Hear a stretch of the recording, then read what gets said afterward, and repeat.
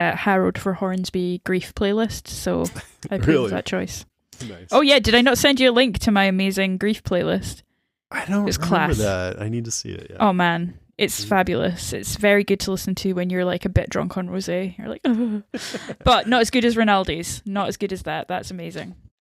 Okay, Jodie Langridge, all the way from Australia, says, "Hi Jason and Lucy. I have been putting off watching the finale again, and I don't know why. I was just feeling anxious about it. Perhaps because I knew this would be the final goodbye to characters that I love so much. I have tried to explain to my friends and family what it is that has caused this strange addiction to so many of us, but it is unexplainable. It breaks my heart a little that I don't think I will find a group of characters again that I will be so invested in, and I get excited but slightly jealous for anyone just starting out on their Walking Dead journey with all of those new storylines in their future. Anyone who saw me at the San Fran finale could see straight away that I had cried through the whole episode, and as it was the first time ever watching the show with anyone else, it was a very emotional experience. Throughout all of those final episodes, I have loved all of the little callbacks that they have thrown in. The final episode had the walker breaking the window with a rock, taking us back to season 1. The blood transfusion with Daryl and Judith, of course, reminding us of Rick and Carl. Daryl pushing the gurney in front of Judith's door, reminding us of Shane doing the same for Rick. Daryl calling Judith little ass kicker. When they were running through the hospital pushing Judith on the gurney with walkers around every corner, it was just like in the prison tombs where they were pushing Herschel on the trolley after he got bit and Rick chopped off his leg. Rosita getting Andrea's death scene from the comic was a beautiful touch.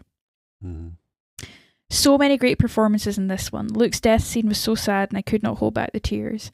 The exchange between Rosita and Eugene when he found out she had been bit, the two of them were wonderful in this, quietly emotional. I didn't realise just how attached I was to Rosita until that moment. Maggie talking to Negan about Glenn pushed me over the edge. I could feel her anguish and it was just heartbreaking. Lauren Cohen was fantastic. I can't even think about the goodbye with Carol and Daryl. It makes me sad to just be typing about it. There are, of course, a few things I could nitpick about, like how healthy and glowing Lydia looked after losing an arm, how they managed to cook that giant feast before Rosita went to her deathbed. I mean, did you see that leg of ham? Daryl saying to Judith he wasn't going anywhere, then taking off on his bike 15 minutes later. I was, of course, super happy to see Rick and Michonne and knew they could not wrap up without at least seeing Rick. Not sure how it played out was exactly what I was after, but would rather that than nothing at all. Wherever Michonne... oh, sorry, I got a bit. Wherever Michonne has been living, they must have some serious fashion designers. Overall, I really enjoyed it, the time jump especially, and we'll have to watch it another few times to really let it soak in. I still can't believe it is over. Denial. I am mostly sad that I did not jump into this fandom when it started and I could have had 6 more years of obsession from the beginning. I am especially sad that I was only a latecomer to the podcast and yours was the first I ever listened to. Thank you so much for doing such an awesome job. I actually think I could listen to the two of you just talk about random crap and read out your shopping lists. You are both so honest with your thoughts, and Jason, you have made me cry when you get emotional over things on the show and life in general. You have also both made me laugh a lot. I am really looking forward to The Last of Us. It is a fantastic story and will be exciting to have something new to talk about. Aw, Jodie, it was so nice to meet you, and I'm glad you got home safe. And I'm going to be getting a frozen lasagna and some broccoli, maybe some milk. Yeah, I've got chicken. I'm buying a Christmas dinner for the weekend, so I've got like chicken and potatoes. Pot pies. I have to buy some salt. Yeah, pot pie. Oh, that would be good actually. I'm going to add those. Milk. Need to get milk. Yeah. Yeah. She said something else that I wanted to touch on, but I can't remember what it was. Oh, well, thanks, Jodie. We had, I mean, we already said it last time, but it was great to meet you out in San Francisco. Glad you came out. So fun. So fun. Karen Shee says, I have to be honest, I enjoyed the episode, but felt that it underwhelmed for a series finale. I wanted to full-throated love it, but only appreciated moments of the show, and those parts didn't add up to a comprehensive whole that stuck the landing for me. I wish the finale and this season in general took more risks. The Walking Dead used to be uncompromising and unpredictable, which gave it its tension and stakes. It used to be bold. Instead, these last 8 episodes played things safe and both edited and paced itself curiously. While I love Rosita, I found it strange to revolve the final episode around her than to send off a full ensemble cast. I wish the events in the finale unfolded earlier in the season than having our group do the whole train yard / searching for kids storyline that went nowhere. I would have given more screen time for a longer epilogue. That is, I love seeing everyone at peace in the 1 year time jump, but I'm still confused about whether or not they reclaimed Oceanside or Hilltop, or did the communities all fold into the Commonwealth? Am I to assume that they're using the... I think they've made it clear that Oceanside is still a thing. I don't know about Hilltop, but Alexandria is also still a thing. So I would actually presume that Hilltop is still a thing too, but I don't know that for sure. You wonder if they're going to start rebuilding it. You hope so. Yeah. She says, am I to assume that they're using the train to go between Ohio and Virginia now? I would think so. Mm-hmm. Are Jerry and Nabila ruling their own kingdom? We don't know, right? I think they were at Alexandria. Yeah. They had cool outfits. It doesn't help that the show's always been fast and loose with time and space. We're constantly asking how many hours or days have passed or how night fell so quickly. I was disoriented about the general layout of the Commonwealth and where our heroes were in relation to each other and the Walker Horde inside and outside the hospital. Why didn't Daryl and Carol carry Judith to Ezekiel's underground clinic instead of towards the Commonwealth Hospital where the troopers punched Daryl? We still didn't really, maybe it wasn't operating right at that point. We still don't really know the geography and distance between the communities. Yeah, we know that Alexandria is in Virginia and the Commonwealth is in Ohio. So we vaguely know. These are nitpicks, but it's little things that diminish the series. The finale further bowed to the spin-offs. I wish they integrated Rick and Michonne into the actual episode. I shouldn't have to look outside of the flagship show to see them reunite with Judith and RJ. I shouldn't need to do extra research to find out what all this A or B or PPP stuff means. When we started this show 12 years ago, I never intended to scavenge fragments of meaning across the Walking Dead universe to get a resolution. And yet one could argue that The Walking Dead bends its own rules to service metaphors and themes, emotional payoffs, and character moments. That's what I would argue. I don't really think any of that stuff matters all that much. It's more about the characters and the emotional beats. Yeah. She said, so I can't be upset about that. This was always first and foremost a poetic series about its characters and their relationships. Hear. The Walking Dead's character work is some of the best in TV, not least because of its long-form storytelling that allowed us to champion, grieve, ridicule, and forgive these survivors. I love that. To grow alongside them for 12 years with talented, dedicated actors who brought dimension and nuance to their roles. So how could I not ache when Rosita bid Eugene goodbye, or when Luke's friends promised to keep his music alive? How could I not smile at the callbacks and full circle moments like Daryl calling Judith Lil Ass Kicker, or Gabriel finally opening the gate to save others? When Maggie and Negan's dynamic finally matured from adversarial to neutral, if only because it released the former of hate. When Melissa McBride shed real tears in her last scenes with Norman Reedus. They truly are loving best friends.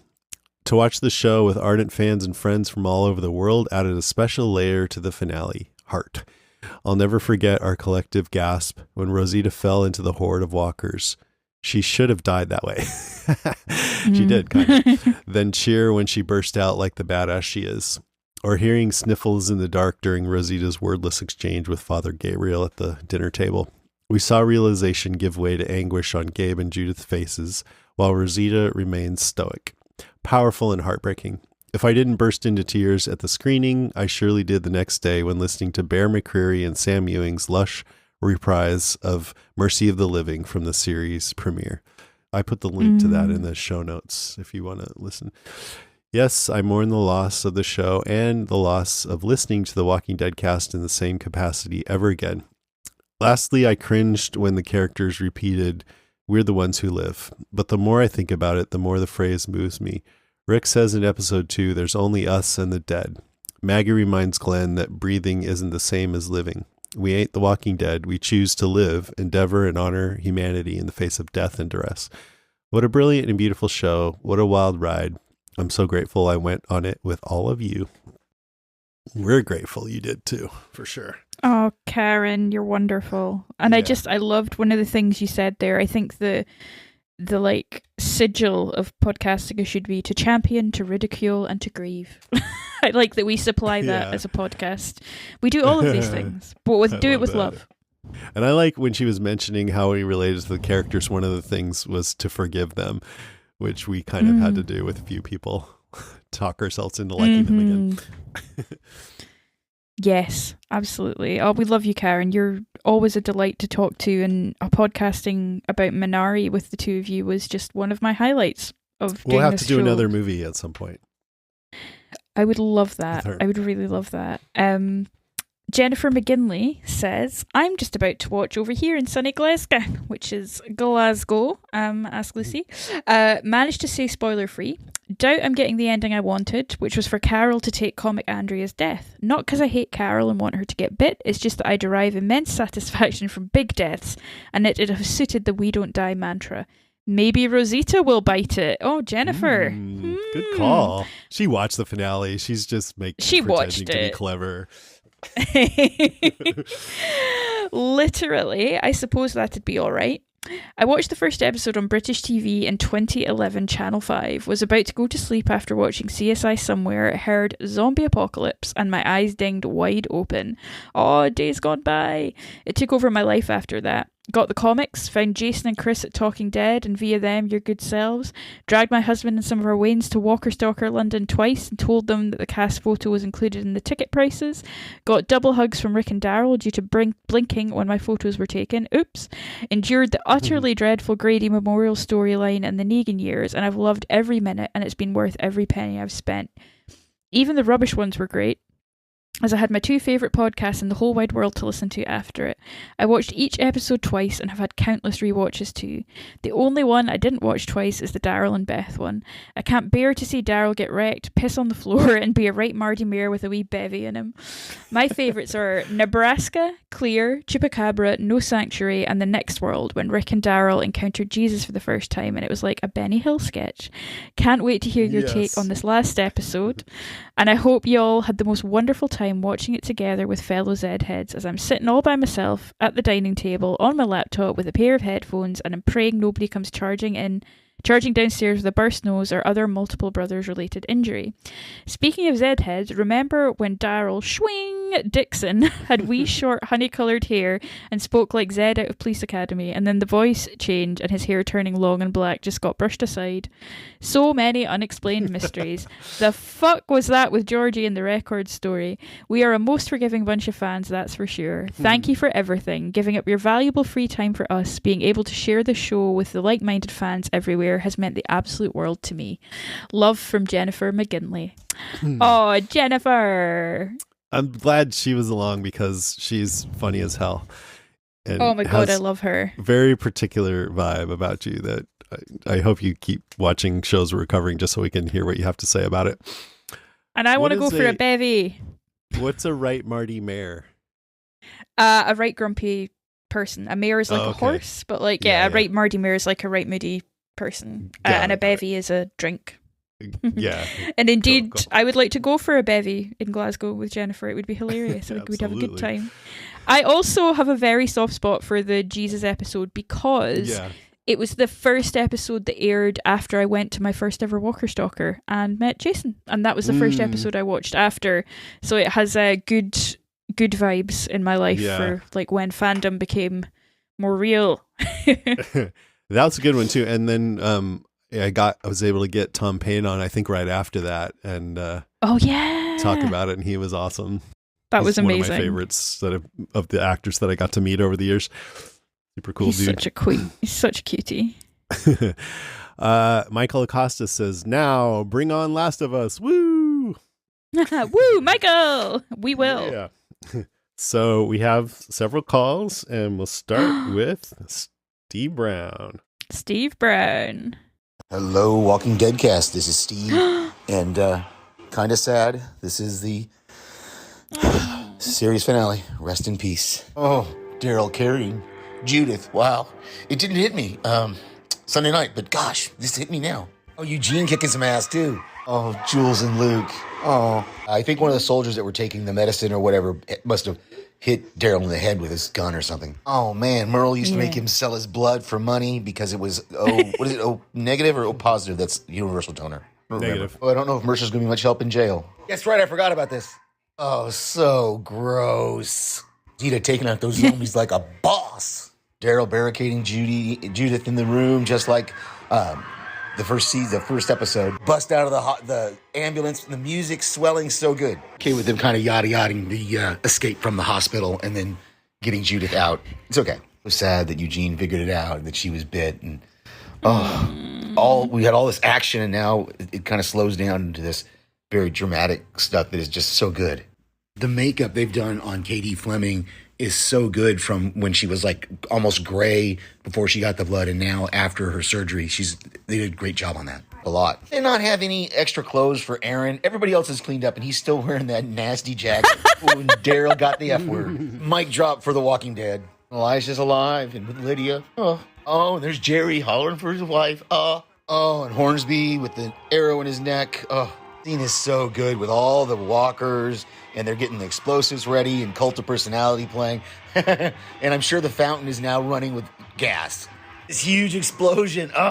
Cold-blooded, Carol. At least we don't have to worry about who gets your house. I know where this dinner scene took place. Is this at Commonwealth or... Yeah, it must be Commonwealth, right? And JDM is leaving. Respectful Mike, place down for the title of the episode. Oh, and here we are 1 year later. I'm getting choked up this time. We are not bonded. We may not be bonded by blood. We are family. Oh, okay, this is the Commonwealth where Ezekiel's governor and Mercer's lieutenant governor, and Negan must be at Alexandria, which we just see the wall now. Yeah, now everybody's back at Alexandria now. Coco grew quite a bit in 1 year. Don't know where Negan is, because we don't see him in this scene, do we? I have no comment about this for show and stuff. It's just too confusing. Thank you for your explanation, Jason. Talk to you later. Oh, Steve, respectful mic drop. Place down. Place down gently. Glad we got one for the series, too. I didn't mic drop for the name of the series. That's good. All right. Here's Andrea Cook, who we met out in San Francisco. We love you, Andrea. Hi, Jason. Hi, Lucy. This is Andrea in Charlotte, North Carolina. This is my first time ever calling in on any podcast whatsoever, so there goes my virginity. But anyway, I hope it's not too late, so I'm just going to keep this short and sweet. This is more kudos to you guys than it is feedback, but I do just want to express how great it was to meet you guys in person, and all the other wonderful Z-Head family in San Francisco last weekend from all over the United States, Canada, UK, Australia, Philippines. That was just really amazing getting to meet and mingle with everyone. Oh, and thanks to Rima for setting up that Alcatraz trip. And I also got to meet Live Steve, who's a fellow Air Force veteran. Yay!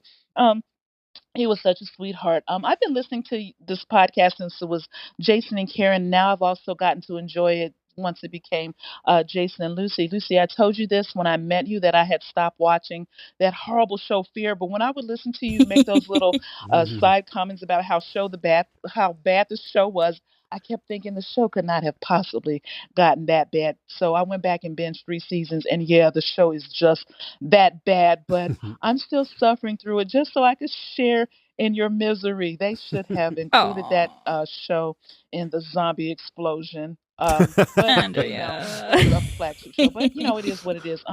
Jason, this is a compliment, although it might sound a little silly, but I always find your voice so relaxing and just so chill and comforting. In my mind, it's like you have a whiskey in your hand and you're sitting by a fire telling a story and unwinding. And I just find it so comforting. So yeah, I'm really close. glad this is not a goodbye. I still get to enjoy listening to you and the rest of the podcast, the family, on so many of the other podcasts. And I will be joining you in January and listening to everything else you do. So again, thank you for putting the San Francisco trip together. And thanks to your wife. I know she's the one who found the venue. And I thought that was just a cool setup with the couches and the liquor. And how about those co-ed bathrooms? That's the whole other thing. It was kind of awkward, but it was still cool. And I'm looking forward to, I got to meet Chris. I'm so glad about that. I'm looking forward to you guys doing the crossover show with Chris and Jason from the Talking Dead Oh. And let's not forget the most important thing of the night. You guys just totally caught me off guard when you gave me that "Don't Get Bitch" shout out. That just made me so happy. That was Hell just the yeah. cherry on top of my weekend. So thank you for that. And with that, I'll try and give you my zombie voice. Okay, that's all I got. Thank you guys. Thank you, Love Oh, Andrea. you. Andrea, Oh. you're so great. I'm so glad we got to meet. Absolutely. And yeah, the crossover, we need to figure out when we're going to do that. We may Oh, just be yeah. able to have episode 500 be our first Last of Us podcast. Yeah? If we At this shove a rate, few more of yeah. these things in there. Yeah. With the Yeah, comic talk why and the not? crossover. Yeah. Yeah. One where we just read our shopping lists. That's coming That's up right. too. Yep. Maybe it'll be a two-parter. Okay. Here, thank you, Andrea. Pleasure to hear from you. Here is Sean from New Hampshire. Hey, Jason and Lucy. This is Sean from New Hampshire. Just wanted to say thank you for podcasting this amazing show for the last 12 years and dedicating a large amount of your time to making all of us happy. I just wanted to say a few things about the finale that really caught me. I think the scene in the hospital had a little bit of a parallel to, or a lot of parallel to, the scene with Rick and Carl. Now I'm just wondering who's going to break Daryl's legs like Shane offered to break Rick's legs if he got too far from the bed. It also seemed like when he was carting Judith around the hospital, trying to avoid the horde of the walkers, it kind of seemed like the siege of Alexandria when the tower broke the wall down and then Carl got shot. It seemed like that moment when him and Michonne were running through killing all the walkers. And yeah, Lucy, sorry about Luke. That kind of two boyfriends in one season, that's got to be tough. But at least we know you got some competition for Hornsby real hard. now. Pamela's looking real thirsty. All right. Gotta say also, it didn't seem like they were acting pretty much in the back half of the episode. It seemed like a lot of it was just the actors, not the characters, actually saying goodbye to each other, knowing that that was the end of their road as a cast. And I think that makes this episode so much better than if you could tell that it was scripted. I think it just seems like friends saying goodbye and knowing that they might not see each other for a while. Yeah. Well, thank you, and I guess I'll try to do my best zombie sound. I've been trying to practice with my son. He's a new Walking Dead fan, but he's a little young. He's only 3, so here we go. Yay.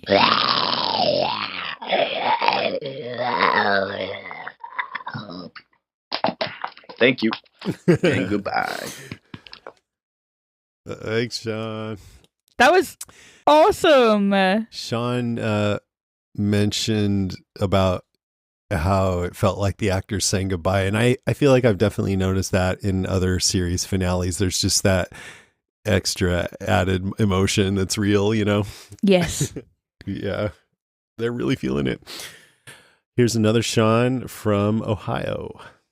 Mm-hmm. Hey guys, Sean Hader from Columbus, Ohio here. First time leaving any feedback or calling in, anything like that. The final episode was pretty good. I'll give it a B minus. I really loved the character moments, but not all of the action moments really hit for me. But, when you're trying to wrap up a show like this in 90 minutes, I don't know what else we could expect, really. We got what we all wanted with a little Rick and Michonne at the end, too, so, I'll take it. But really, I wanted to call in just to say thanks. This was the first podcast I ever listened to. You guys got me into the whole world of podcasts, so I can't thank you enough for that. It's been such an amazing ride. Jason, you and Karen had such amazing chemistry early on, and when Karen left, I wasn't sure how things would go. But Lucy, you have been just as amazing.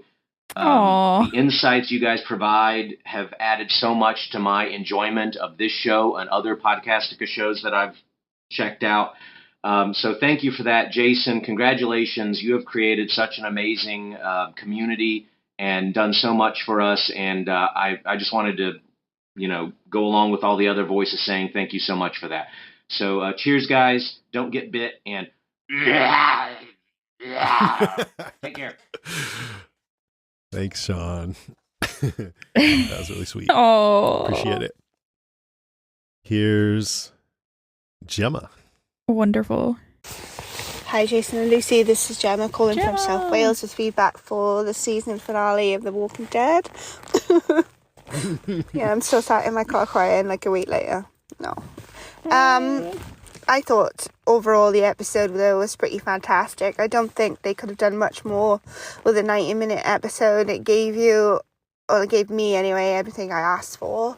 All the callbacks were great. Daryl running with Judith, and Daryl putting the bed in front of Judith's door. There was a huge callback, and Gabriel letting all the people in. He came full circle with doing that because he left everybody out of his church, way back in season 5, and he kind of come full circle, and I kind of cheered when he did that. Luke's death was horrific to watch, and very, very bloody. And I think the performances by the ladies that were around him was just excellent. And really, really felt for Luke in that moment. It's awful. And Rosita's death, I don't think I stopped crying from the beginning of the episode until the end. Like I kind of knew she wasn't going to make it, and they kind of showed in the trailer the jump that she made, but it was still very emotional and drawn out. When she fell into the walkers, I call it a Buffy moment. It was amazing. She just jumped up, but it was just insane. Okay, and then the big one for me was Rick and Michonne, but mostly Rick. I cheered. It was so nice to see him. And I was thinking, I watched Andrew Lincoln in something the other week, that Cabinet of Curiosities, and I was like, it's Andrew Lincoln playing another character. That's really great. But when I saw him in The Walking Dead, I'm like, oh my god, it's Rick. Like he was Rick from like head to foot. He was just covered in mud. He was barefoot. He had like the Rick voice. He was just insane. It was just so nice to see him, and I wouldn't have been satisfied if they hadn't put Rick and Michonne in the end, even though it was nice for them to top it off with the kids and stuff. But overall, and I was really pleased, and I think looking back on this finale, I don't think we'll be disappointed in the way that we were with Game of Thrones and Lost, etc., because I think they tried to do the series justice, and I think they did. I was really pleased, but yeah, I'm still crying. But anyway, I look forward to the podcast, and I'll see you soon. Bye. Oh, Gemma. She mentioned Cabinet of Curiosities, and I still haven't gotten around to watching that show. I'm curious, but I have noticed that not a lot of people were like, oh, the Andrew Lincoln one was so great. So I kind of wonder if it was a letdown or something. I definitely identify with seeing an actor play a different role and just not, it's like about the character sometimes, you want to see him in that particular role. Yeah. I think sometimes as well, there's just so much bloody TV at the moment. There's like so much that I'm like, oh yeah, I'd like to watch that. And then I'm like, oh, don't have time. All right, since she was just talking about Rick, and I mentioned earlier that I thought Rebecca had some great things to say about the whole Rick and Michonne segment, I'm just going to play Rebecca's call now. Hi, Jason and Lucy. This is Rebecca from Houston. First, just wanted to say what an amazing time I had in San Francisco. Meeting Lucy in person for the first time. I joke that she's like my celebrity friend now, and of course Jason too.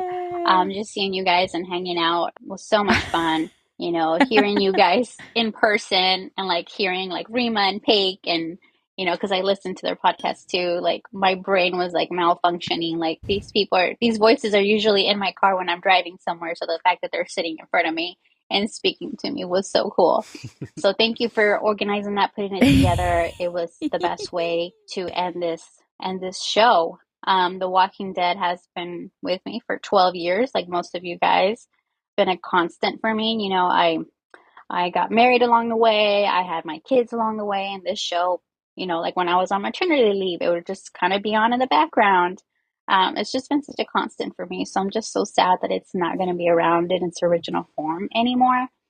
Of course, we have the spin-offs to look forward to, but it's just not the same as having the original. This finale, rest in peace, the series finale for The Walking Dead, I think was done so well. I was really nervous because, you know, I've watched shows in the past where the series finale was not great and just kind of tainted the whole series. So I was very, very nervous about that. But I'm glad. I'm so happy it did it justice. I was a blubbering, crying mess from beginning to end. Jason, you mentioned how the zombie makeup and effect was so good. I think this was the best that we've seen in the entire series. I don't think Angela Kang was joking when she said they were saving their budget for this last episode, because it was absolutely amazing. The makeup, the effects, you know, the fire explosions with the fuel. It was so, so good. And then the music. I want to talk about the music, the soundtrack, the score was just so well done. It was so intense. It heightened all the feelings, all the emotions from beginning to end. A few notes of my favorite moments in the episode. I know there are mixed feelings about what we saw about Rick and Michonne, but I just want to say that with Rick being gone and us not knowing if he was even trying to come back to Alexandria, you know, find his family, because his whole story has always been about his family, being with his family, protecting his family. And it felt to us like, was he even trying to come back? Like, what is going on? Because that's been his whole story. So I'm just so glad that I got some satisfaction out of that. That he, you know, they showed us that he was actively trying to escape the CRM to get back to his family. But he was recaptured by the CRM, and what they call them a consignee, which I guess means like he's kind of a prisoner. So, you know, who knows how many other times he's tried escaping, but he just hasn't physically been able to. So I'm just so glad that they showed us that. And I got some satisfaction on knowing, okay, he's been trying, he just hasn't been able to.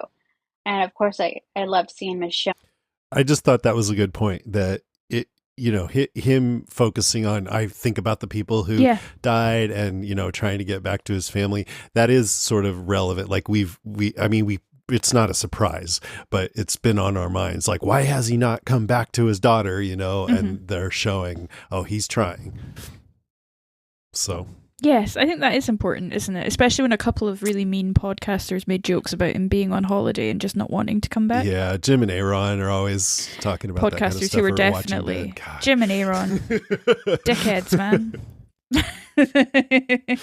I loved her character since she came on screen with her hood and her pet walkers. I think she's just... I'm just kidding. That was us, by the way, just in case anybody didn't catch the joke. Such a bad. But I feel like now there's more mystery around Michonne than there is about Rick, because I just want to know where the hell she got that amazing outfit. I mean, whoever she met obviously has very good tailors and craftsmen people, because that outfit is on point and probably the outfit you want to have in the zombie apocalypse. So that's what I want to know. So I'm looking forward to their spinoff, obviously, so I can get more of that story. Yeah. And another obviously amazing moment in this finale was between Negan and Maggie. We waited years for Negan to apologize, and I'm so glad he finally did. You know, what Jeffrey Dean Morgan and Lauren Cohen did was so human, so emotional, so complex. It was just so moving. You know, it took Negan being in the exact same position that Maggie was years ago to fully understand what she went through. And, you know, I think that's just very human. There are people that don't naturally have empathy or sympathy. They have to literally experience the exact same thing to fully understand. You know, I think that's why we have such a big divide in like political beliefs. Some people just can't empathize with the other side until they're literally going through it. Yeah. As impatient as we've been waiting for Negan to apologize, I'm just glad he finally came to that place. And then Maggie's reaction, again, was also human. You know, she can't forgive. And I think that's totally fair, because he not only killed Glenn, but he did it in such a brutal way, you know, mocking him and things like that. I'm glad she spelled that out for him. You know, I'm glad they didn't do it black and white where I'm sorry and she's like, I forgive you. I'm glad they didn't do that. That would have felt very cheap. So I'm glad they made it so complex. And, Maggie said that she's not going to be able to forgive him, but she's at least essentially grateful that he's, apologized and truly asked for forgiveness and is truly finally remorseful. Another great moment, obviously, was Rosita. She died saving her baby. She went in true mama bear form. And it was heartbreaking and action-packed. It was just so beautifully done, and I think that was a great way for Rosita to go. If she had just fallen in the horde of zombies and then came out unscathed, it would have been a little bit more unbelievable.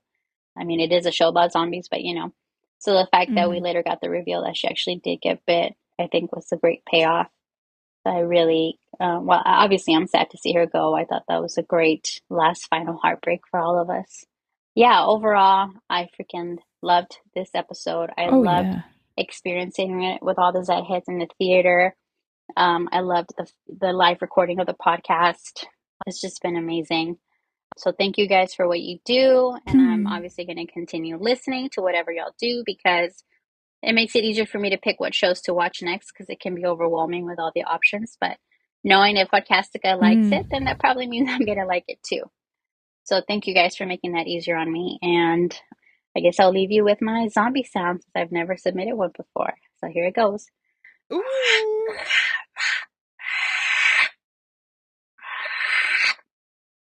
All right, guys. Love you guys. And I look forward to hearing from y'all. Bye. That's great, Rebecca. Oh, Rebecca.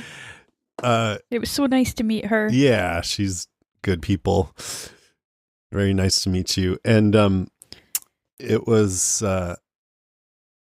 that message felt like a little podcast. It was very well stated. So thanks for sending that in. Absolutely. We have nothing left to say now. You did it all very eloquently. Bye, everybody. No, we got Goodbye. Don't get bit. A few more calls here. Here's Robin. Good morning, Jason and Lucy. This is Robin here. Just wanted to give you a little bit of feedback for the series finale. As you can imagine, my reaction is kind of long and complicated, but I just wanted to focus on a few things that really stuck out to me among so many others that I could also mention. Daryl getting hooked up to Judith directly to give her blood is just such an amazing thing to do. I had a moment when they said they were going to give her blood. I was like, how are they going to do that? Because I don't really know that much about medical stuff. The chaos in the hospital was amazing, a wonderful scene, especially because it reminded me a lot. Daryl pushing Judith around on the gurney, trying to get her out of there, reminded me a lot of him pushing the gurneys around when he was trying to save Beth at the funeral home when it was overrun. Oh, yeah. Of course, the blowing up the zombies, love it. If all else fails, get a bunch of fuel and blow everything up to save the town. Perfect, wonderful. You had to be pretty sharp-eyed to see Jerry come in the horde. He was down there in the left-hand corner. I just caught a glimpse of him really quickly, and then he was there looking for Nabila, of course, so I was glad about that. Luke's death, horrible. Oh. What a terrible blood-soaked mess that was. I felt really bad for that. And then, I will say that when Rosita emerged from the pile of zombies on top of her, I had a moment where I thought, come on, you guys, really? She has the strength with the baby strapped to her to get out of that pile. But then I thought, of course she does. It's my girl Rosita. And then they gave her the most lovely, just her death, her goodbyes. I have to say, I have not cried like that at The Walking Dead for a very long time. That was the ending that she deserved. Beautiful, really beautiful. But I also have to stop on a little moment of lightheartedness. What is up with Michonne and that Ronan Martin's laughing Go-Go Girl bodysuit that she's wearing and her Hannibal Lecter mask? I guess it's armor.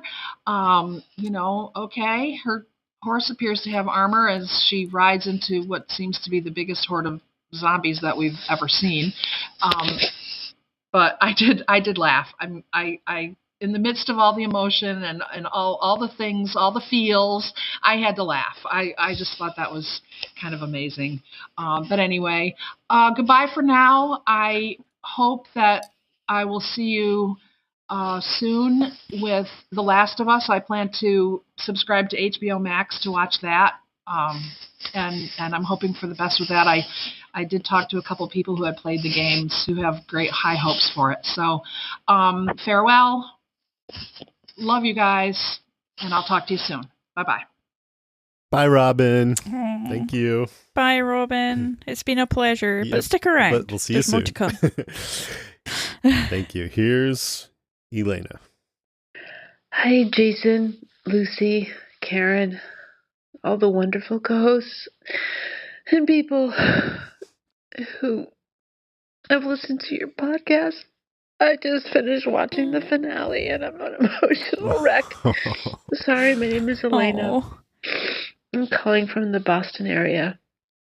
I've called in before, I've written before, but I'm calling right after watching this, and I'm destroyed.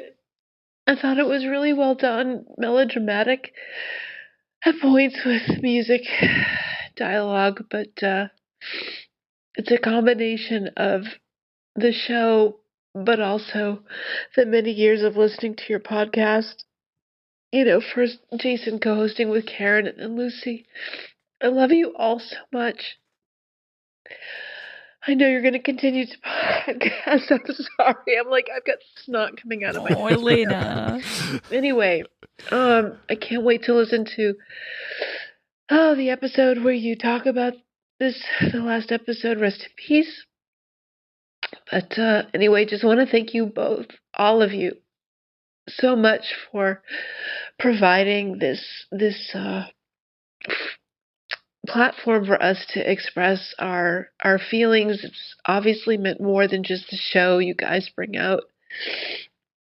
You guys provide so much. I'm sorry, I have no words. But anyway, I wish I could have been in San Francisco to watch the episode. The people at my office really wanted me to fly out because they know how much this show and your podcasts mean to me. But anyway, I will continue to listen and support and love everything that you do. Jason, you have such a wonderful demeanor and you're so kind, and you guys just represent the best of human nature, and in a world that sorely needs it. I just want to thank you all so much for the podcast. Anyway, going on too long, but thank you, and can't wait to listen to your episode breaking down this last episode. Thanks. Bye. Well, Elena. I'm glad you called in when you're in such a raw state. I know. It's an honor to hear somebody who's willing to do that, because now I feel more connected to you, and I appreciate it. I also want to say, I don't know about Lucy, but I kind of saved the best of myself for the podcast, and everybody else gets the worst. So you don't really know what it's like to be around me. Oh, 100%. We're garbage people in real life. People do not like us. Like, we're very boring. We're bad. But just ask you'll Jenny never and hear that. Peter. They're like, yeah. They're like, fuck those guys. I mean, you realize we're talking in a way where we get to edit it afterwards. So yeah, even if we reveal ourselves, we're just abusing now, each other. We could just take it out. Yeah, exactly. But thank you so much, Elena.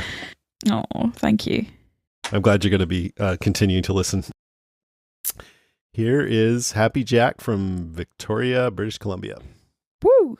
Hey, Jason and Lucy. This is Happy Jack in Victoria, BC, chiming in with feedback regarding the finale of The Walking Dead, Rest in Peace. First off, thanks to you and Lucy and Karen and all the other co-hosts and people behind the scenes for doing this podcast, because just leaving a voicemail is painful. So I could only imagine putting together podcasts must be just crazy. So thanks a lot for that. First thing is, the finale itself was great. But I noticed one thing. Where was Virgil? I don't see him anywhere in the finale, and nowhere to be seen pretty much the whole back end of the season. So I guess they just gave up on him. Upon watching the finale a second time, I noticed that Eugene was wearing a wedding ring at the very end there with Max and their new baby. Yeah. So that was pretty cool. Yeah, he was. Hopefully you guys will be doing the spin-offs, because I look forward to your feedback as well and your dissection of the episodes. It's a lot of fun. So this is, I think, my first time calling in, so I will leave a zombie sound right now. So Yay.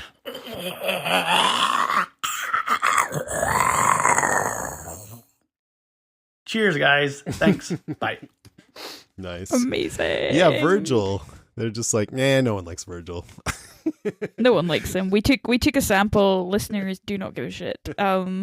Happy Jack, Victoria is one of my favorite places in the world. Yeah. I'm so jealous that you get to be from there. I hope it's wonderful. It's a good place. Good place. Here is our old friend Jason from Fort Worth, Texas. Jason! Hey, Jason and Lucy, what's going on? This is Jason from Fort Worth, Texas. Woo! Sounds like you guys had a really good time at the live event. Wish I could have been there, but I was in LA at the AMC official event. I'd love to tell you guys all No, you about weren't. it if you ever want to hear about it.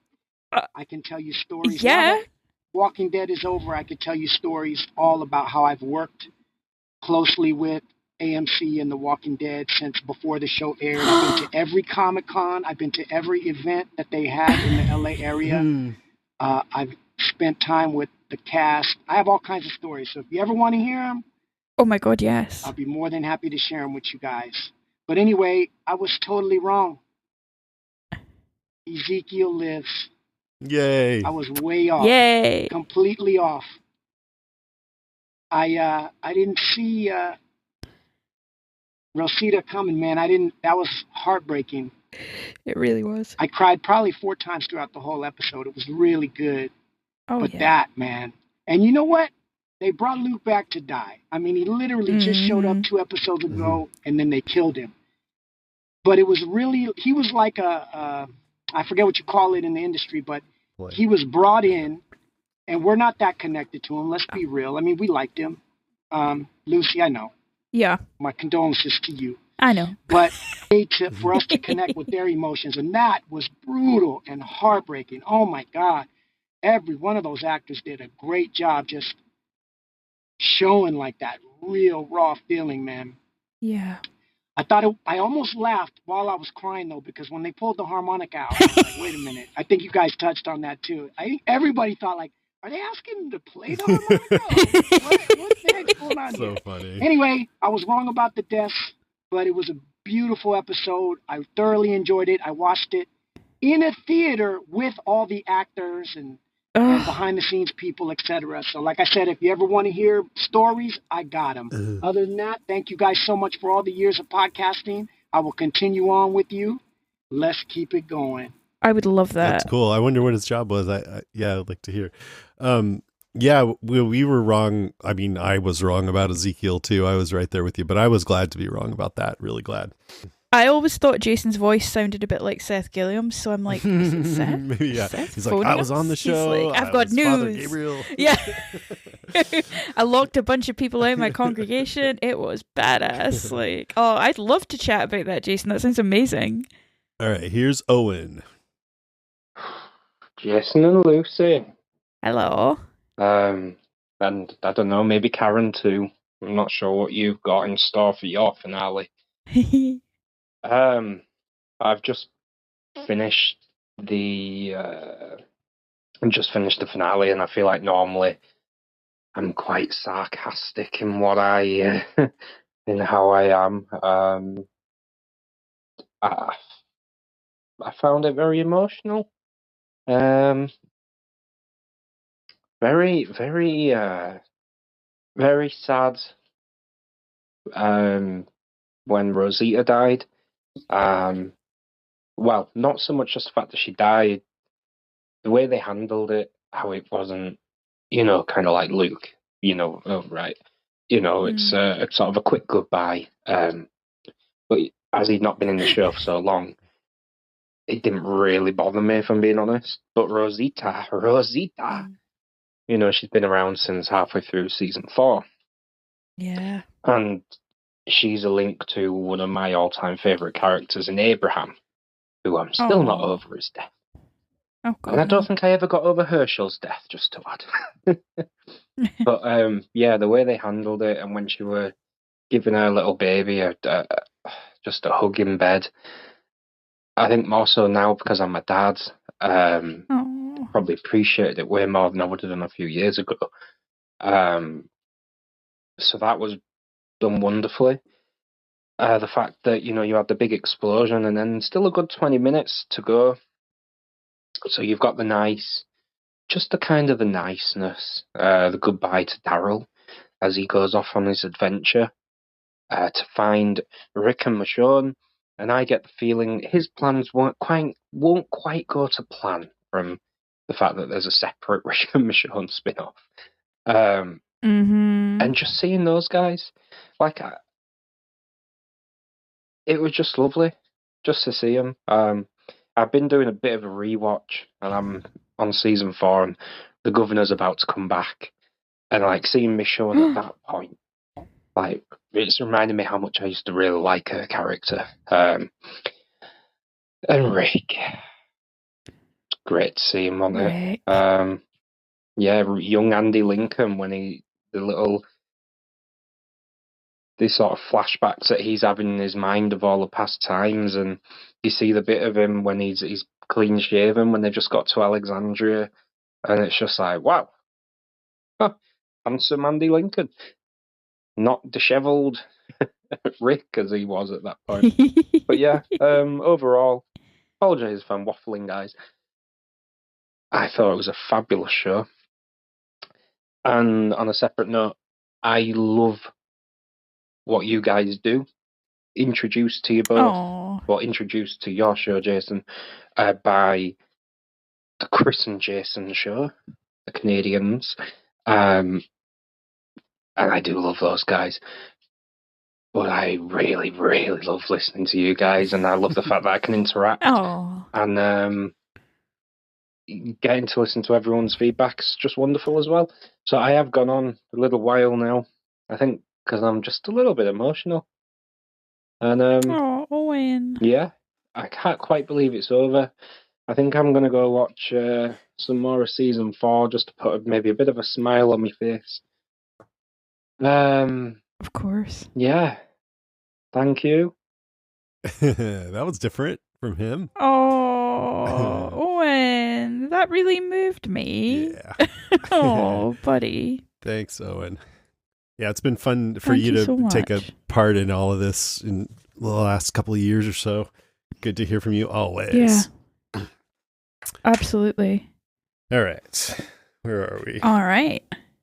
We are at John. Okay. Here's John Bucket. John Bucket.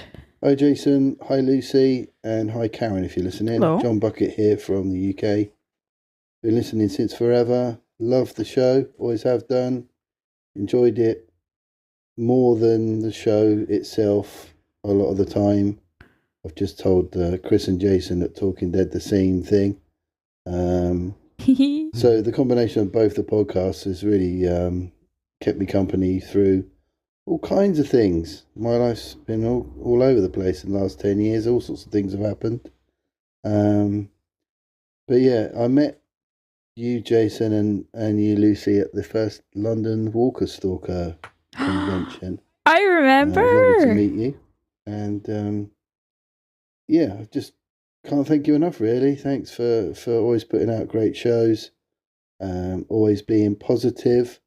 Many of the podcasts I tried before yours were kind of hate fests, really. People just slagging things off and being negative, which isn't what I wanted to hear. So it was nice to hear fans of the show being fans and being positive as much as possible. Most of my friends that started off watching it stopped watching it. So it was nice to feel part of the conversation with you guys. So thanks again. Good luck in the future. I'll continue to listen to Podcastica podcasts. And thanks again. Cheers. Bye. Oh, my zombie sound. Because I phoned many years ago, but I didn't leave one. So here we go.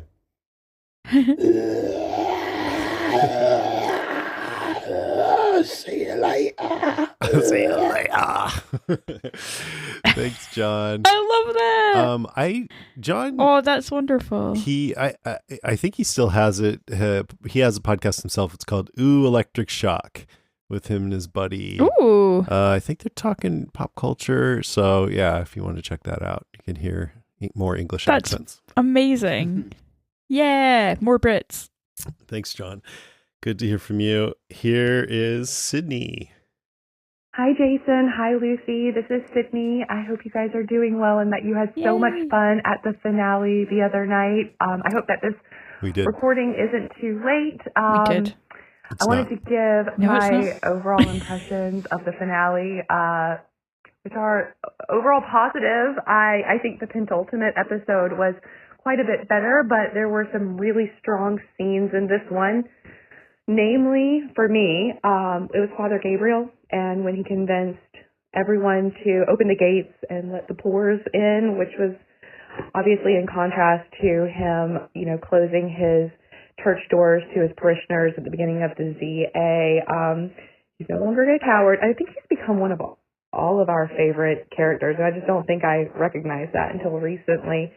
I also thought that while Rosita's injury was kind of lame, that her death scene was really beautiful. And again, Father Gabriel in there, contrasting all of those like dirty, bloody deaths we've had through the course of the show with this light-filled, in the prayer and the description of the afterlife and everything. I cried for her. There were some scenes that I didn't think were as strong. I didn't think Negan's apology was great, kind of cliche, but I thought Maggie's response and saying that she doesn't forgive him because, she sees, Glenn's murder when she looks at Negan. I thought that was strong. I didn't think that the Rick and Michonne scenes were great. I mean, they should have been a lot better. I don't even know what they were doing. She's riding a war horse into a horde. It doesn't seem smart. He's writing letters, putting them in wine bottles, and then what did he do with that wine bottle? Throw it in the water or onto a beached boat? I don't know. I don't know. Okay, but on another topic, I wanted to share with everybody. Jason already knows the story, but since he hasn't shared it with you, here I go. My son and I were recently extras on the HBO's The Righteous Gemstones. We're background. My fellow extras had just recently done a gig as a walker on Fear, which is now being filmed in Savannah. I think that's an interesting tidbit. I don't know how the storyline gets them to Savannah, but there's a time jump. So Morgan's daughter Mo is now a 12-year-old who fights zombies on her own. I know that's not all of our favorite show, but I like that I had insider information and I wanted to share. That is nuts. Everyone's doing great. Thanks so much, and I'm looking forward to the cast of us. All right, bye. Amazing. That's I think we knew that it was going to Georgia to film, but we didn't know about this time jump, and I don't know if anybody knows about that. So that is kind of interesting, except that it's on Fear the Walking Dead, which we don't care about. But do you think you'll watch? Oh, I don't know. It depends if I'm washing my hair or not. I don't know. How about you? I probably will at least start watching, but I think I'll watch the season opener and see how we go. If it's like the last one with Madison, which was just Jesus, so fucking annoying. I'm so bad. I don't know. I always say people have said, "Oh, you said you'd stop covering it so long ago," but I've always said we would do less. We might stop altogether, and we have done less and less over the years, gradually. We may still do our roundtable rants, which you need to be a Patreon member to get. I like that because it drives people towards the Patreon, which is good for me, but also I don't like putting out a lot of just sheer negativity out into the world. But if you want to come and hear it in a more private zone, then we can just feel more free to just rip on it and not feel bad that the writers are going to hear something like that. If people know what they're getting into.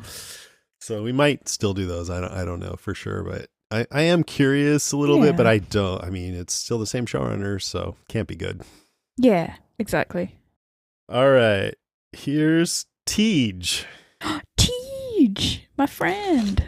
Hi, Jason and Lucy. This is Tej, the father of, quote, the adorable family that Tammy asked about in the last listener feedback episode. Indeed, the children did not finish The Walking Dead with me. Logan, my 13-year-old son, tells me that they're growing up, they're getting older, they're developing their own interests, and my mom says that's a good thing and they're supposed to. Logan wouldn't even watch the final episode with me. When he was little at 3.5, he would watch it on my lap. And then we had this great bonding experience, but they just keep getting older. Logan, the day of the finale, was off to dinner with a friend from school for her birthday. And so he wanted to hang out with a girl from school instead of me, and they don't want to watch The Walking Dead with me anymore. And we're getting these emails from this monster who is the principal at the high school saying it's time to transition Logan to high school, whether I want it or not. And it's just all happening so fast. No. And no, I'm not crying. I'm not crying, Lucy. Jason, you're crying. I'm not crying. Dad, you're fine. No, you're Dad, you're fine. Logan, shame on you. You watched The Walking Dead with your father. Come on. We were rooting for you, Logan. We were all rooting for you. Jeez. He's done so much. Jeez, Logan. Jeez, man. Jeez. We do the Zedhead Show, our Patreon exclusive podcast, and we have a segment called Shameless Judgment where people just throw out whatever, like anything, and we give it a thumbs up or a thumb down. It could be a movie, a thing that people do, whatever. Mm-hmm. And Teach said something about Logan's decided that he's got his own interest and doesn't need me as much or something like that. And I'm like, well, my instinct is to say thumbs down because I'm also dreading that period coming up pretty quickly with my own kids. But it is kind of what happens when you're a teenager, right? You have to differentiate yourself, and that means pushing away from your parents a little, but I know it's hard. I mean, there's pushing away from your parents, and then there's pushing away from your podcast, man. Yeah, your right. podcast. What about podcast us, fam? Logan? What about us, Logan? What about our feelings? Thanks, Tej. Stick with us, Tej. Who cares about the dumb kids? Yeah, we'll be fine. We'll look after you. Here's Jody, the other Jody. Well, not the other Jody. Another Jody from Australia. Another Jody. Hi, Jason, Lucy, and the Zedhead cohort. This is Jody from Australia. I'm going to dub myself the other Jody because I'm not the Jody who's travelled to be there with you and gave us that great zombie noise at the gates of Alexandria the other week. I'm the other one. Although I'm also from Western Australia, so that's confusing. From Australia. But I promise we are two different people. I just watched the finale and there was a lot of crying and tissues expended in my couch. I can't wait for the live cast to drop, and I'm not sure if you do a feedback show, but I wanted to send this in just in case, even though there's really only one thing I wanted to raise, which I hope to hear you talk about as well. I think Negan just proved what a sociopathic little bitch he really is. He seriously said to Maggie that he didn't realise what he took from her until he was in the exact same position. Seriously? Yeah. So he has no empathy or morals whatsoever then? Is that what he's saying? I get what the show was trying to do here, like redemption, and he's said sorry, so we should forgive him now, but it's bullshit. Extrapolating for a minute, it's like saying that to understand the hell he put his harem of wives through, please note my intense sarcasm at the term wives, Negan would have to be coerced into marriage and then raped repeatedly so some asshole wouldn't press a hot iron to Annie's face. Killing people by beating them to death with a baseball bat is wrong. Forcing or coercing people to have sex with you is wrong. Negan knows both of these things. It's not necessary for him to experience these things himself to understand that. Don't get me wrong, I think Jeffrey Dean Morgan is phenomenal. He acted the shit out of that scene. His acting was a thing of beauty, but Negan is still a piece of shit, and for me, that it made it worse. I did think Maggie's response was considered and all kinds of perfect, though. Moving on to other things, I wanted to join others in thanking Jason and the team for this podcast. I signed up early in season 2 of the show because no one I knew was watching this awesome little zombie show and I needed to talk about it. I may have been just talking back to you, Karen, and later Lucy as I walked my dog, but they were great conversations, I can assure you. I still remember the first episode when you broke down how the Walking Dead cast would be structured because I thought, sounds like it could be a good way to talk about this show. And it was. I'm also really happy about the recent expansion into other shows, and the stable of podcasters we have now are just incredible. All of the hosts and guest hosts are wonderfully talented and insightful, and it's always a pleasure to listen to all of you guys. I actually find it kind of difficult to listen to other podcasts now because they're not as well structured or insightful or analytical, and sometimes I get a bit irritated with the way they just talk. I'm thrilled that you'll be covering The Last of Us. I've never played the game, and actually the only knowledge I have of it is that one podcast episode Jason did talking about it a few years ago with a couple of others. At the time I was listening to that podcast, I remember hoping that it would become a show because I really wanted to watch it, and now here we are. So I'll definitely be listening and commenting my little tush off. And finally, about Daryl's spin-off, I legit thought the whole France thing was an inside joke from a Z-Head meetup you guys had or something for months. I thought this. Then it finally twigged that it might not be an inside joke, and I looked it up. So I'm going to finish with my only question about this spin-off. Does Daryl Dixon actually speak French? Maybe. No, but it's only variant zombies there, so. I think, Jodie, you were just so succinct there about Negan that I think I love you. I mean, I think we should get married. As she was talking, I was like, fuck yeah, totally. And there's also a part of me that understands that sometimes people just don't have empathy, as one of our other callers said, until they're in the situation themselves. And there is a huge divide in our country right now because people on the side that I subscribe to sometimes aren't, I feel, empathetic enough towards people from the other side. So I see it from the people that I'm more aligned with too. So I do understand that sometimes it takes you to just sort of have a closer experience of something in order to really open your heart to what the other person's experiencing. That said, yeah, you fucking bludgeoned a guy to death. I mean, what do you think how that's going to impact people? That's pretty, it's like the worst thing you could possibly do, ironing faces and coercing women into sex. So I guess I'm kind of talking back and forth on it, but all said and done, I actually do agree with you, Jody. Like he should know. He should know. Right. Yes, so absolutely. Yeah. He should. Yeah. He and if he doesn't, it really does say a lot about what kind of a person he is that doesn't realize what kind of an impact that would have on somebody. Yeah. Yep.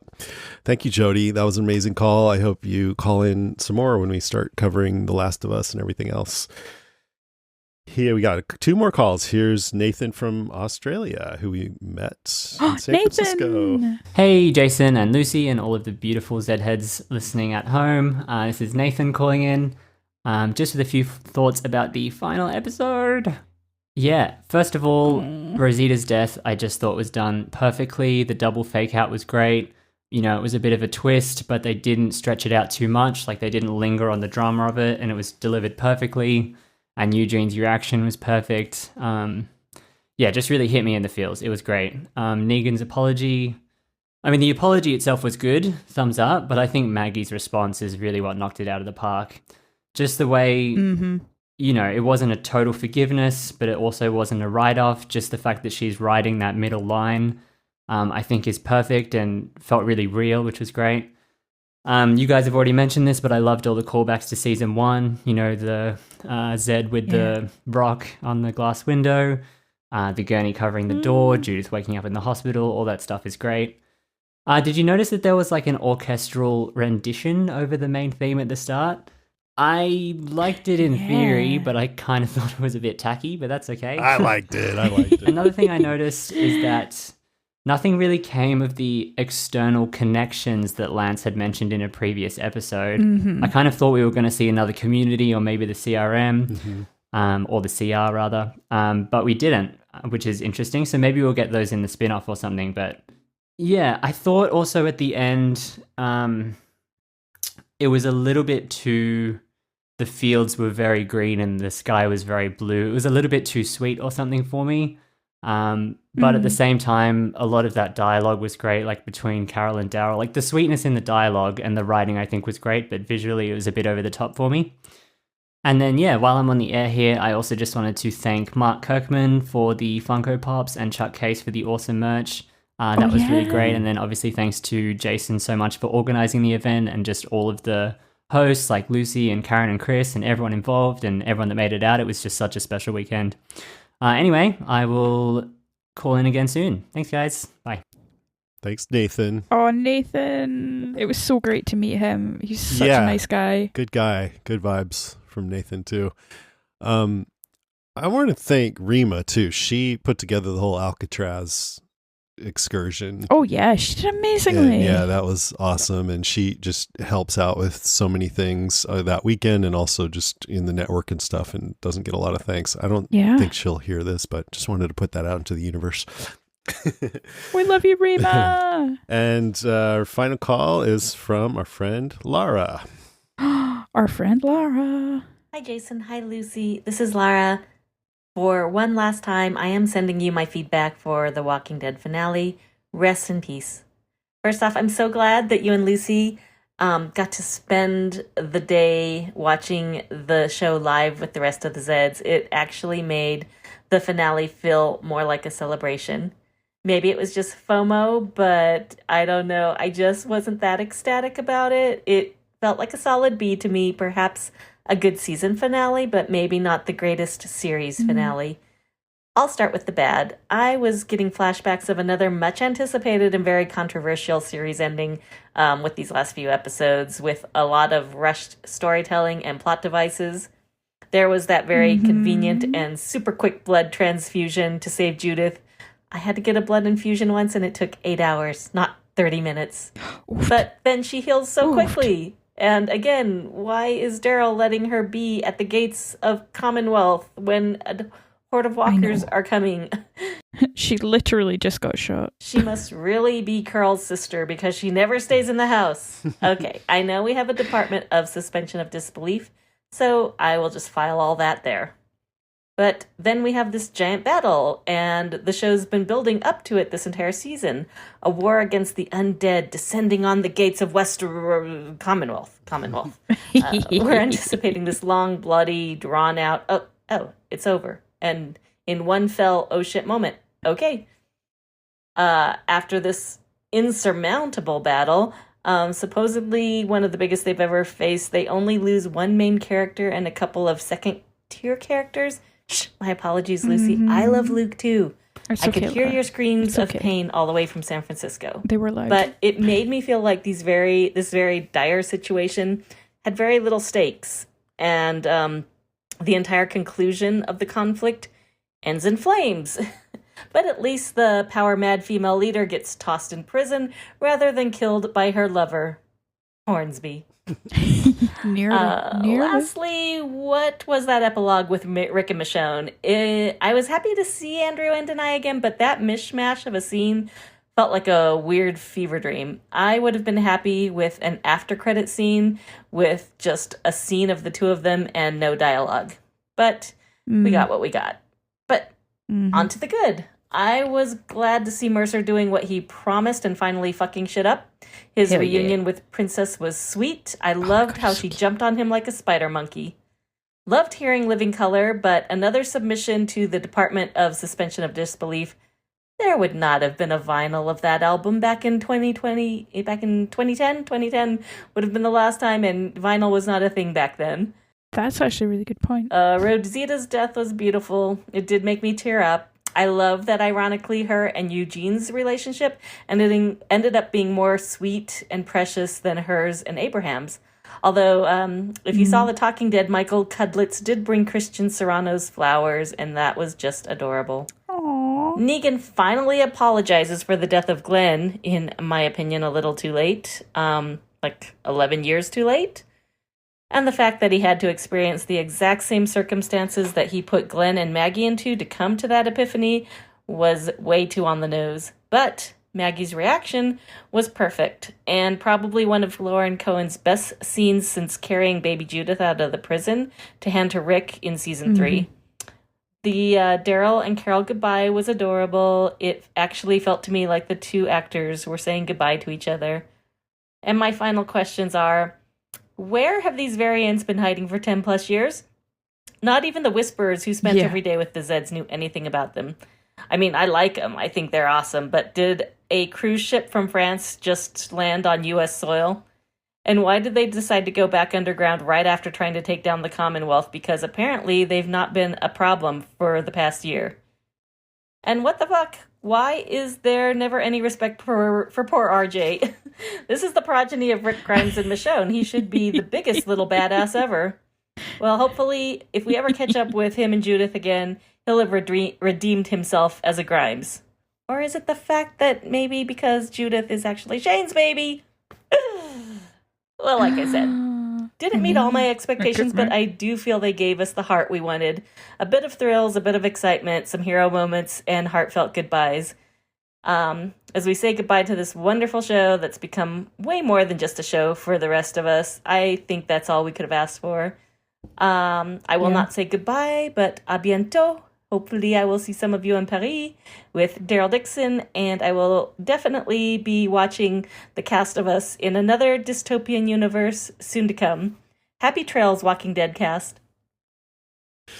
Thanks, Lara. Oh, Lara. We love her. Yeah, the variants, I wonder if they're going to follow up on these little bits of story from World Beyond where talking to Jenner in France, and he mentions that it felt like something happened where the scientists in France actually created the variants, and then they mentioned some scientists went to the States, I think Toledo maybe, or somewhere in the States, which Toledo, I thought maybe they were trying in to Ohio, say right? that they like brought some of that with them, and so maybe it just took that long for them to come out into the population. I don't know if they'll follow up on any of that, but it seemed like they were trying to seed something like that people are actually the cause of these variants. Yeah, definitely. That seemed to be the hint. But I don't know, because there were variants early on, like in the very first couple of episodes of The Walking Dead. So who knows? Yeah, who bloody knows? Okay, that is it for the calls. We had a few more general emails, so let's get into those. Andy from Los Angeles says, hello, I'm Andy from Los Angeles. I listened to this podcast for 11 or so years. I've never written in or left voicemails, etc. Just listened and enjoyed how the show has brought listeners from all over the world together in friendship and or loving relationships. Again, just beautiful. I just want to say a huge thank you to Jason, Karen, Lucy, and anybody else who's been on the show over the years. I'll keep listening and hear what comes next. Walking Dead family forever. Well, TBD family forever. TWD family forever. I got it right the third time, Andy. From Los to Angeles. be determined. Thank you, Andy. TBD family. Thanks, man. That's great. Jason Robertson says, I started listening to podcasts with the Walking Dead cast.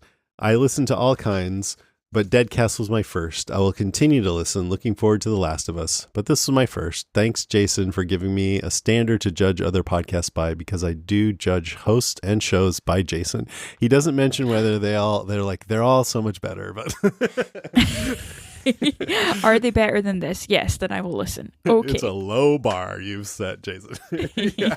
It's the Jason-ometer from Jason. Thanks, Jason. Thank you. Travis Cuomo says, as the finale approaches, I just wanted to say thank you. I've been a listener for about a decade, and though I've never written or called before, I always look forward to listening to the podcast after each episode. I've enjoyed and appreciate the work you put in, and thought I'd finally write in before it's too late, just to say thanks. I've also expanded to some of your other podcasts for Game of Thrones, House of the Dragon, and the Marvel and Star Wars shows, and I look forward to following you on The Cast of Us. Yay, Travis is coming too. Yay, Travis. Mary Hutchinson, final message, says, Jason, Lucy, and Karen, thank you so much for being such a huge part of my Walking Dead experience. I found the show a few years late, but went back and listened to all of your podcasts. You guys have been with me on long commutes, daily walks, trips to the mountains, and trips to the sea, even to St. Simon's and Jekyll Islands, where they film the oceanside scenes. Thank you for all of your wonderful banter and debates. I've loved every minute and will miss it more than I can say. Don't miss it. Come with us to The Last of Us.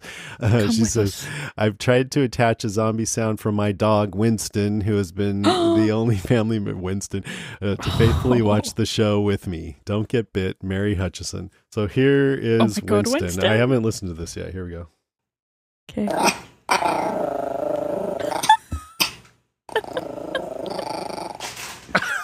That was amazing. That's awesome. Well done, Winston. Well done, Winston. You need a job.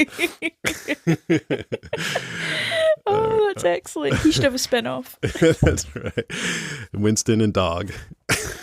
Winston and dog.